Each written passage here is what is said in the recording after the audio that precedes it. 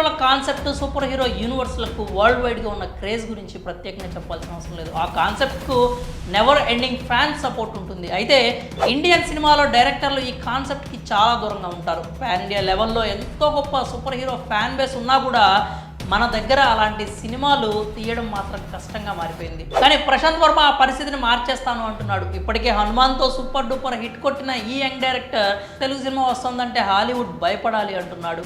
Hanuman cinema రిలీజ్కి ముందు ప్రశాంత్ వర్మ మాటలను చాలామంది లైట్ తీసుకున్నారు. తన సినిమా విషయం అతను చూపిస్తున్న ఆత్మవిశ్వాసాన్ని ఎక్కువ మంది ఓవర్ కాన్ఫిడెన్స్ అనుకున్నారు. కానీ సంక్రాంతి బరిలోకి దిగడం మాత్రమే కాకుండా టాలీవుడ్లో హిట్ కొట్టింది. అక్కడితో ఆగిపోకుండా తెలుగు చలనచిత్ర పరిశ్రమలో ఉన్న నాన్ బాహుబలి రికార్డులను హనుమాన్ సినిమా బద్దలు కొడుతోంది.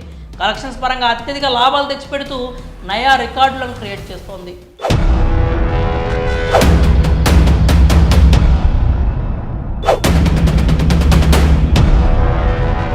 అయితే ప్రశాంత్ వర్మ విజన్ ఒక్క హనుమాన్ చిత్రంతో ఆగిపోయేది కాదు. అతను ప్రశాంత్ వర్మ యూనివర్స్ని క్రియేట్ చేస్తున్నాడు. ఆ యూనివర్స్లో మొత్తం 12 మంది సూపర్ హీరోలు ఉంటారు. ఇప్పటికే ప్రేక్షకులు హనుమంతుని చూసేశారు. అధీరా పేరుతో నెక్స్ట్ సూపర్ హీరోని పరిచయం చేసేందుకు ప్రశాంత్ వర్మ రెడీ అయిపోతున్నాడు.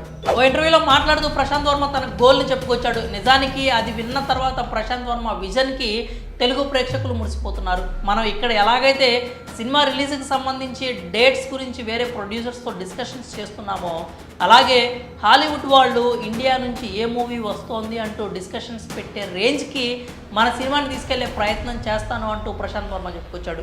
ఒక యంగ్ డైరెక్టర్కి తన మీద తనకున్న కాన్ఫిడెన్స్ మాత్రమే కాకుండా ఇండియన్ సినిమా స్థాయిని గ్లోబల్ లెవెల్కి తీసుకెళ్లాలని అతను పడుతున్న తపనకు ఆడియన్స్ ఫిదా అయిపోతున్నారు. ఏదో ఒకరోజు ప్రశాంత్ వర్మ యూనివర్స్ మూవీస్ ఆ స్థాయికి చేరుకుంటాయంటూ కామెంట్స్ చేస్తున్నారు. ముఖ్యంగా అతని ఆత్మవిశ్వాసాన్ని కొనియాడుతున్నారు. ఇక ప్రశాంత్ వర్మ టాలెంట్ గురించి అయితే ప్రత్యేకంగా చెప్పుకోవాల్సిన అవసరం లేదు. ఎందుకంటే అతను తెరకెక్కించిన హనుమాన్ సినిమా బాక్సాఫీస్ వద్ద కలెక్షన్స్ రూపంలో రిజల్ట్ని రీసౌండింగ్ ఇస్తోంది. మరి హనుమాన్ డైరెక్టర్ ప్రశాంత్ వర్మ వ్యాఖ్యలపై మీ అభిప్రాయాలని కామెంట్స్ రూపంలో తెలియజేయండి.